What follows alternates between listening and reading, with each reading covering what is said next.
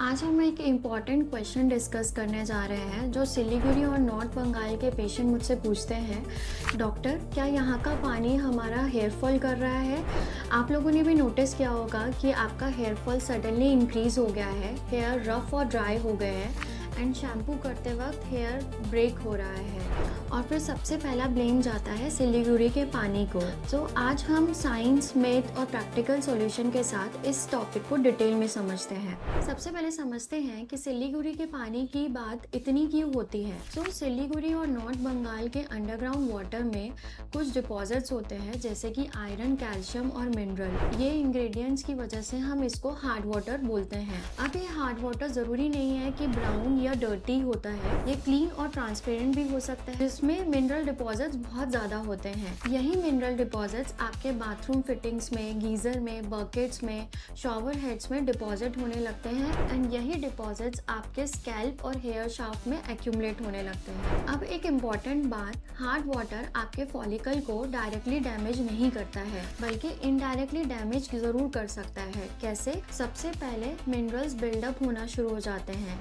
Iron, calcium, magnesium, ये सभी आपके स्कैल्प पे जाके डिपॉजिट हो जाते हैं एंड धीरे धीरे आपका जो हेयर है वो डल, ड्राई, रफ, शाइन कम हो जाता है एंड हेयर हैवी और लाइफलेस फील हो जाता है। सेकेंडली, शैम्पू प्रॉपर काम नहीं करता।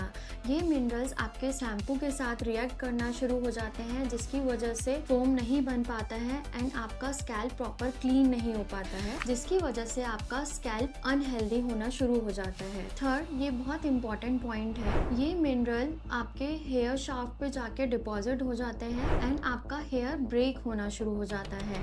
हेयर फॉल और हेयर ब्रेकेज दोनों ही डिफरेंट चीजें हैं। अब आते हैं सबसे इम्पोर्टेंट सवाल पर, क्या हार्ड वाटर से आपको गंजापन आ सकता है? Answer is simple, no. Baldness के डिफरेंट रीजंस होते हैं जैसे कि genetics, hormonal imbalance, nutritional deficiency, thyroid disorders, androgenetic alopecia या फिर पीसीओडी जैसे कंडीशन। अगर आपकी हेयरलाइन पीछे जा रही है, क्राउन एरिया थिनिंग हो रहा है या फिर फैमिली हिस्ट्री ऑफ बॉल्डनेस है तो सिर्फ पानी को ब्लेम नहीं कर सकते, लेकिन प्राइमरी कॉज कुछ और हो सकता है।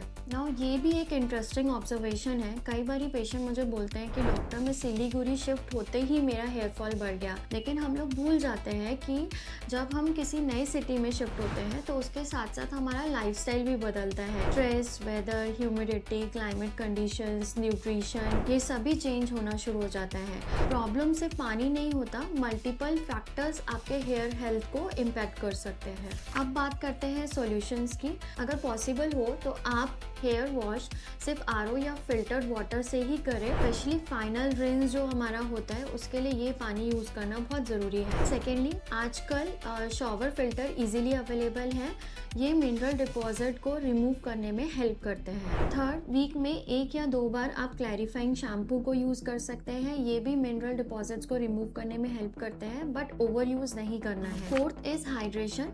हार्ड वाटर आपके बालों को ड्राई बना सकता है, इसलिए शैम्पू करने के बाद आपको कंडीशनर जरूर यूज करना है।